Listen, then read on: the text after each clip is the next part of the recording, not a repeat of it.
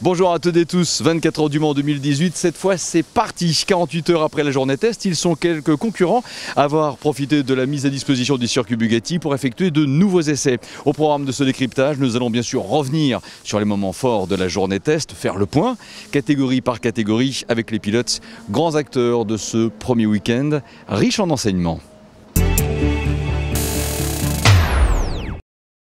Enfin, la grande quinzaine des 24 heures du Mans a démarré avec une activité d'entrée de jeu très intense sur le circuit. Le paddock, vous le voyez derrière nous, c'est très vite bien garni avec des structures toujours très impressionnantes.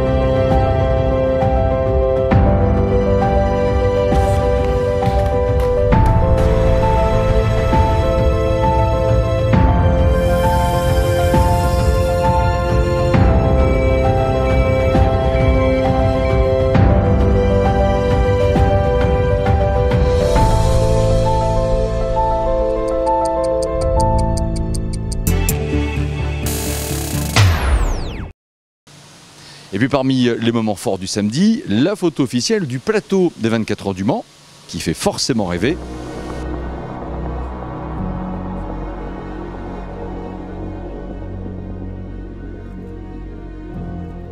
Porsche a aussi révélé les décos de ces deux voitures du championnat du monde, des décos spéciales 70e anniversaire de Porsche, des clins d'œil à l'histoire absolument superbes.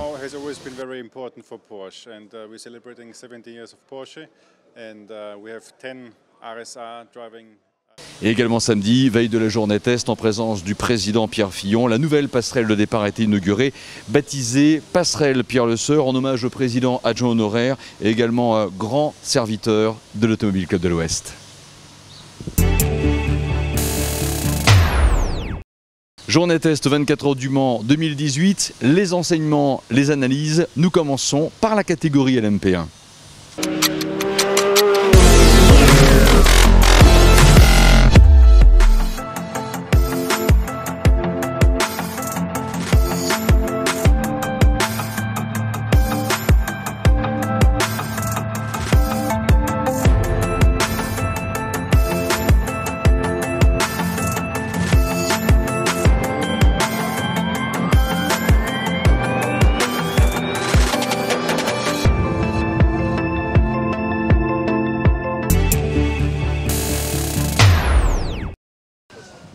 Dans la catégorie LMP1, deux rookies étaient clairement très attendus, deux champions du monde de Formule 1, Jenson Button et bien sûr Fernando Alonso. Commençons d'ailleurs par Fernando Alonso, pilote du Toyota Gazoo Racing. Il a été l'auteur du meilleur temps de la journée. Le bilan pour lui et ses coéquipiers. My teammates, they have the experience from previous years and they were happy straight away, so that was a positive thing. And then for me, it was more to get familiar to the circuit. I've been doing a lot of laps in the simulator and studying a little bit the laps from previous years. But it's always different when you head to the real track. And it was an interesting day. Obviously, a lot of fun out there because the circuit is just beautiful and it fits perfect for these cars. I mean, maybe in the Spa, it was a little bit more difficult for me because I was used to the F1 experience, and then maybe it looks a little bit strange, but definitely on this track it fits perfect for the LMP. So it was an enjoyable day.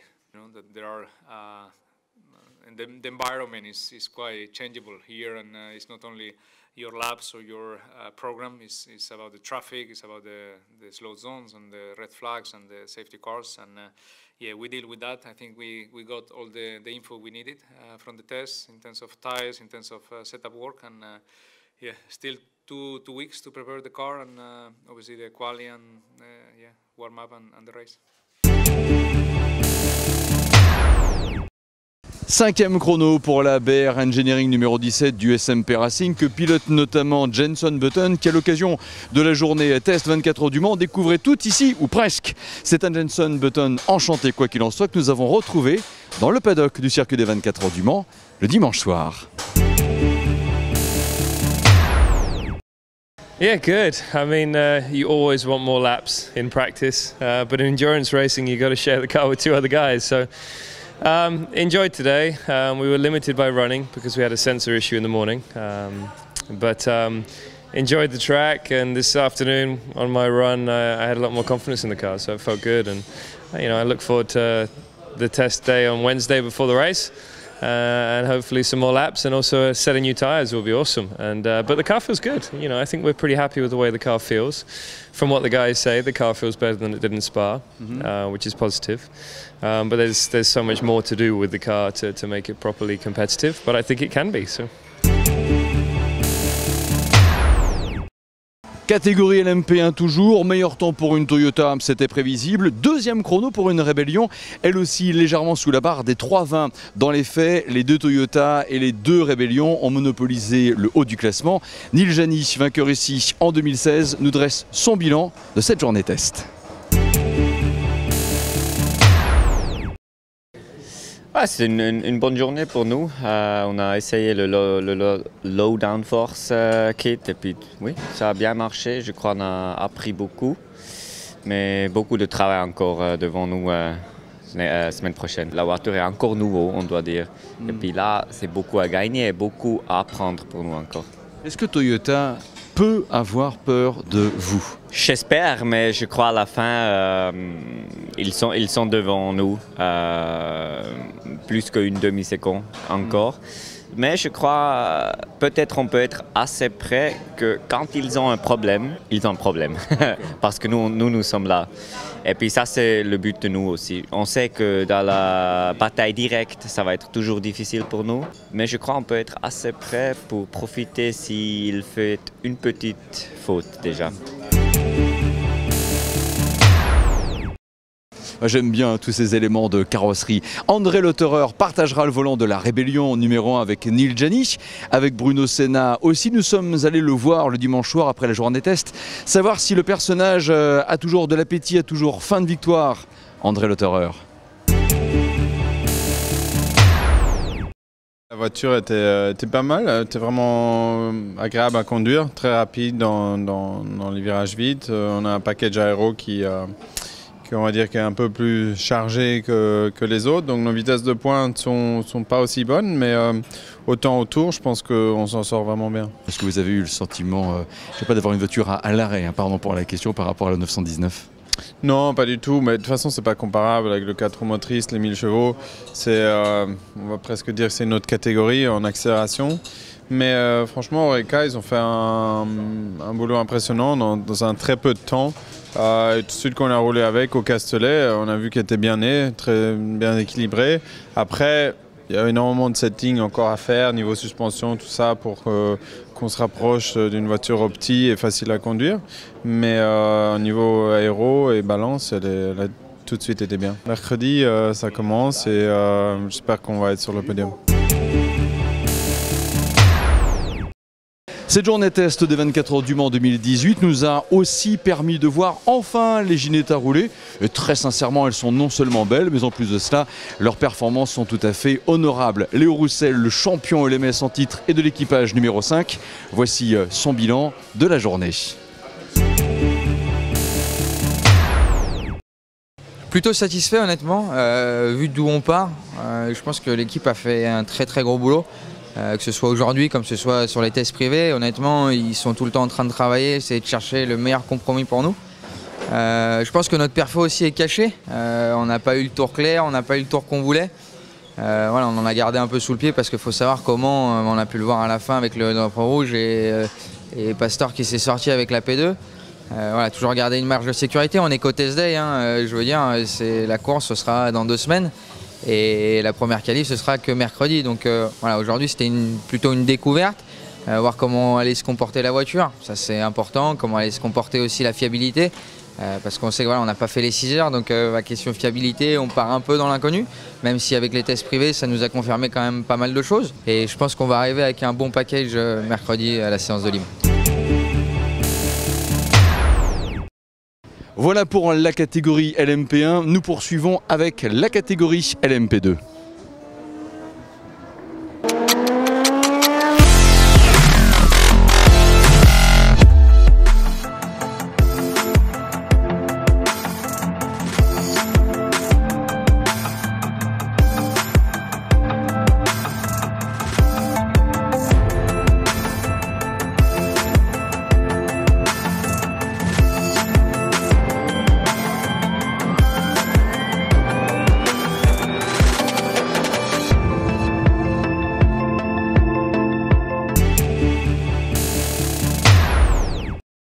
Parmi les pilotes attendus en LMP2, bien sûr Juan Pablo Montoya, pilote United Autosport. L'une des voitures passe derrière nous avec la numéro 32.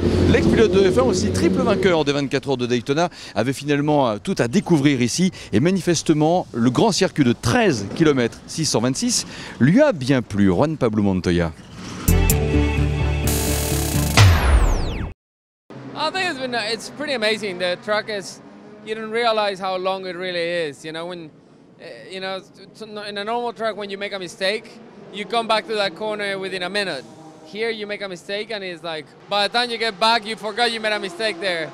So it's kind of tough. The track is unbelievable. It's very, very nice. So I'm pretty excited. Track time makes a big difference to learn where the bumps are and everything, but other than that, it's fine. For me, right now, it's more like I was learning the track, and for me, the first time on the car as well, so just trying to understand everything a little bit, but it's okay.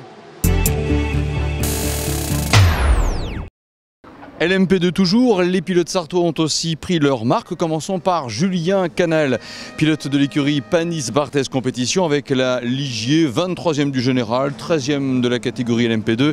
Les tests aéros étaient au programme de la journée pour Julien Canal. On a fait un test avec le nouveau kit aéro que l'on n'avait pas pu tester à Monza comme d'autres équipes, puisqu'il a fallu les produire en grand nombre, et du coup donc on a eu le privilège et l'honneur de le tester aujourd'hui. Une très bonne vitesse de pointe. Maintenant on a dû recharger la voiture en grippe aérodynamique, donc on a perdu un petit peu de km/h, mais néanmoins on est plutôt très content. On a fait aussi beaucoup de tests avec Michelin en termes de pression de pneus. Voilà, maintenant on sait où on ne doit pas aller. On sait les voies à explorer qu'on n'a pas pu vraiment faire aujourd'hui. Il y a eu beaucoup de drapeaux rouges sur la piste. Donc ça annonce une grosse session de test aussi pour mercredi dans une semaine. Comment il est, Olivier Panis ? Il est super. Je l'avais fréquenté un peu, enfin côtoyé en tant que concurrent en GT3 il y a quelques années. En team manager, du moins team manager avec Simon Abadi, il se complète beaucoup, et Sarah aussi. Il a une vision qui est très claire, techniquement il est très bon. Je pense que toutes ces années en F1, 12 années je crois de mémoire en F1, et puis pilote d'essai McLaren, il a fait beaucoup de kilomètres. Ça lui sert beaucoup, il a une belle expertise, il est là à tous les débriefings. Et puis il apporte le petit mot sympa, le petit mot rassurant, d'avoir le côté pilote et en même temps technicien, c'est un gros plus. Autre pilote sartois, Vincent Capillaire. Vincent qui a intégré le Graf Racing. Et j'ai envie de dire que la mayonnaise a bien pris entre l'équipe et le concept SO24. Elle a bien pris aussi entre les pilotes, même si parfois il faut savoir faire des concessions pour que ça marche. N'est-ce pas, Vincent Capillaire ? Ah mais tu sais, l'endurance c'est ça, hein, c'est que des compromis, vitesse de pointe, vitesse de passage dans les virages, et bien sûr entre les 3 pilotes. Mais là on commence à réussir à trouver un consensus, s'accorder sur un équilibre d'auto, on est assez d'accord sur le feeling, donc on travaille dans la même direction. Donc l'idée c'est d'avoir une auto qui est capable de délivrer un pace, un rythme qu'on va pouvoir tenir le plus longtemps possible. Alors la qualif c'est toujours sympa, mais c'est pas notre objectif numéro 1, mais vraiment avoir une voiture performante mais aussi polyvalente pour répondre à toutes les situations de piste quand tu vas dans une trajectoire différente, un dépassement, voilà, avoir une auto qui est capable de l'emmener, pas être piégeuse. Donc voilà, trouver ce petit compromis, mais la base est assez bonne. On est pas loin d'avoir 190 entreprises qu'on a fédérées autour de Saut 24. Donc j'en ai vu quelques-uns aujourd'hui venir dans le box pour vivre, parce que c'est aussi l'idée de vivre, de partager cette course des 24 heures. Donc ils viennent dans le box, ils sont dans notre réceptif, ils partagent des choses entre eux aussi également, même professionnellement. Et donc ça aussi c'est déjà une réussite parce qu'on a fait quelques événements et voilà, ça fonctionne. Tout ça, la mayonnaise a bien prise. Donc voilà, vraiment heureux de voir ses soutiens, ses supporters et puis ce partage de cette belle course. Voilà pour la catégorie Le Mans Prototype et notamment la catégorie des LMP2, l'occasion de voir de près ce fameux moteur V8 Gibson 4 litres 2. Là nous sommes dans le stand du Settler Villers-Bas-Corsé avec la Dallara, Christian Pescatori qui a même piloté plusieurs fois 24 heures du Mans. Ça se passe bien, Christian? Oui, ça se passe bien maintenant. On a beaucoup de travail parce qu'on va contrôler toute la voiture, moteur aussi, boîte de vitesse, suspension et tout. Et là, de faire un bon travail. Oui, bon travail pour ensuite bien performer bien sûr à ces 24 heures du Mans qui présente au fait un plateau vraiment équilibré entre prototype et voiture GTE, 30 de chaque côté. La catégorie Grand Tourisme justement nous intéresse maintenant et nous commençons avec les GTE Pro.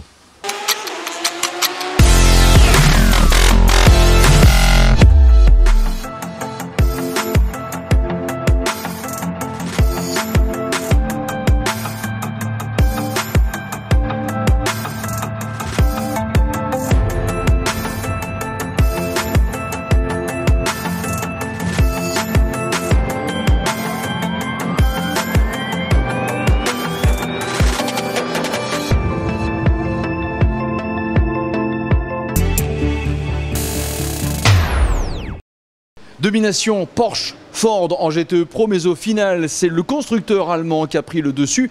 En fait, 2 Porsche et les 4 Ford se tiennent en moins d'une seconde. Elle est belle, elle est impressionnante cette structure. 20 ans déjà pour le Corvette Racing. C'est vrai que les 24 heures du Mans finalement nous offrent le privilège d'accueillir un constructeur supplémentaire dans la catégorie GTE, le Corvette Racing. Un 10 et 11e place pour les 2 CCDR qui roulent en Michelin. D'ailleurs, cette journée test a été mise à profit à la fois par le manufacturier français et bien sûr l'équipe américaine pour mener à bien de précieux essais. L'analyse de Doug Fehan, le number 1, le numéro 1 du Corvette Racing. We have a very well-orchestrated test plan. It was very important for us to get as much time as we could on these tires because we've not had an opportunity to test them to any great degree, and they're different tires than we run in the US. So we knew that was going to be a challenge, and we had a test program set up to do that. We also did some chassis suspension sweeps. We looked at some new brake compounds. So we had run through virtually the entire test program. We're very fortunate that it didn't rain today. All right, that allowed us to get a lot of work done. We're a little bit quicker than we were at this point last year, which is exactly what we had predicted we would be. I think we'll go back after today, and this coming week the engineers will go through the data and they will in fact put a new test plan together for us for race week, and we'll see how much faster we can go. This is our 19th consecutive year here at Le Mans. Same team, same car, same brand, same guys. Same fighting spirit. Same fighting spirit, same passion, and same love of the greatest motorsports event in the world.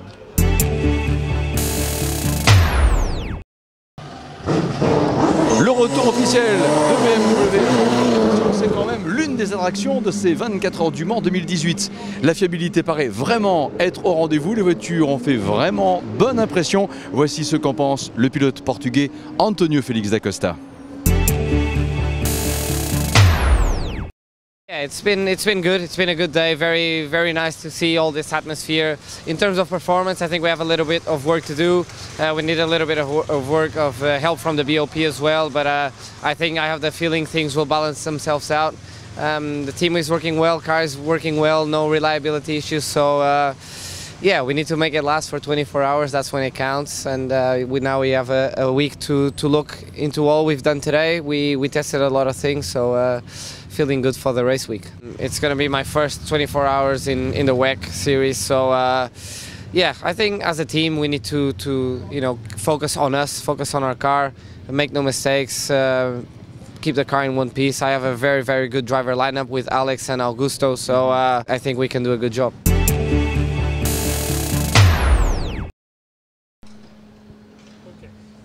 La matinée de la journée test a été marquée par la violente sortie de piste de l'Aston Martin numéro 95 que pilotait Marco Sorensen. Le Danois s'est heureusement sorti indemne d'une voiture très endommagée. Marco Sorensen, témoignage.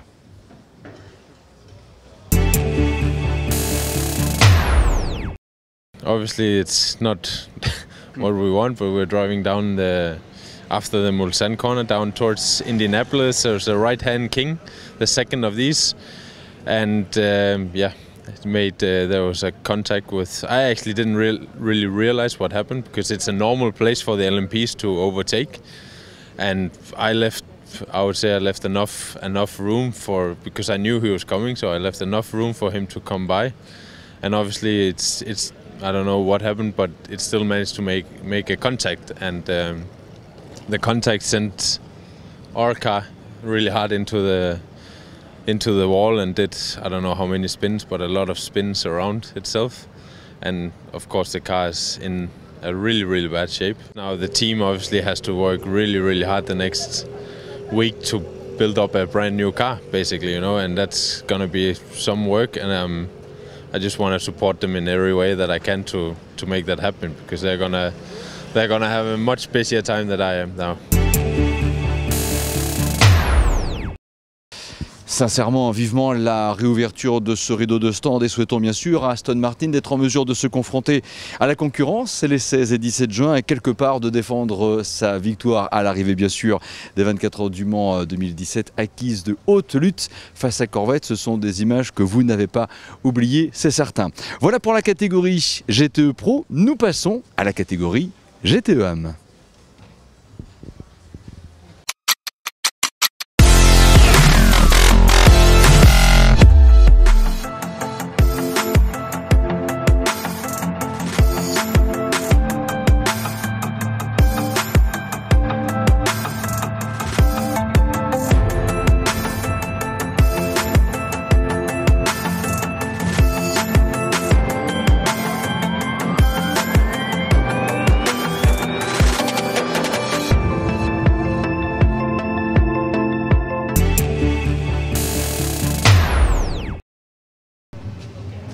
Les petits jeunes apprennent vite. Julien Andlauer, vainqueur de la Porsche Carrera Cup France 2017 et intégré à 19 ans au Porsche Scholarship au point de devenir pilote junior Porsche, a réussi son premier test Manceau, déjà en haut des classements.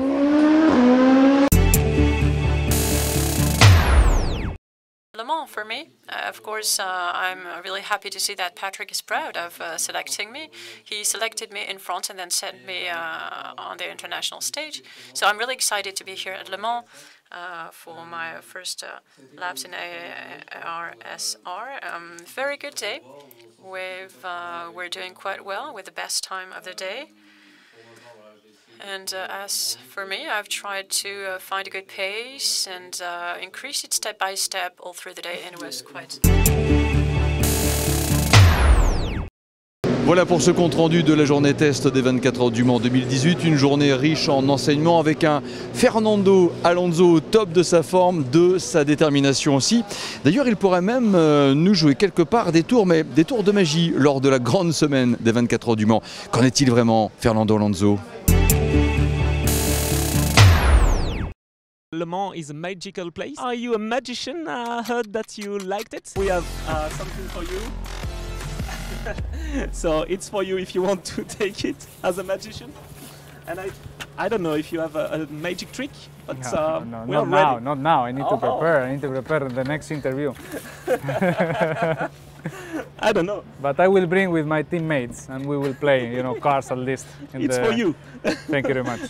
I will prepare something for the weekend of the race. Because you we know small trick. Yeah, small tricks. Because we know that you like playing poker, for instance, in Yeah, Formula 1. I like playing poker. I like cars. I like doing some basic tricks. But yeah, I love magic, and yeah, I will think something easy and short, and I will prepare for you for race weekend. Hopefully, you have some magic trick to win here in Le Mans. Thank you very much. Hopefully, merci. Si Rafael Nadal devait gagner Roland-Garros, les retrouvailles Nadal-Alonso 24 heures du Mans, ce sera forcément un moment très fort, comme seuls les grands champions peuvent nous offrir, et quelque part aussi comme seul un grand événement sportif peut nous offrir. Allez, prochain rendez-vous, ce sera bien sûr pour la grande semaine des 24 heures du Mans, avec une ouverture par le pesage, place de la République en centre-ville du Mans, ce dimanche 10 juin 14h30. De votre côté, continuez de bien préparer votre venue. Merci aussi d'avoir suivi ce décryptage. N'hésitez pas à le partager autour de vous, et puis merci aussi d'être fidèle à nos actus, à nos programmes. Ce qui est bien, c'est de se dire que la prochaine édition des 24 heures du Mans n'a jamais été aussi proche. Vivement le moment venu de nous y retrouver.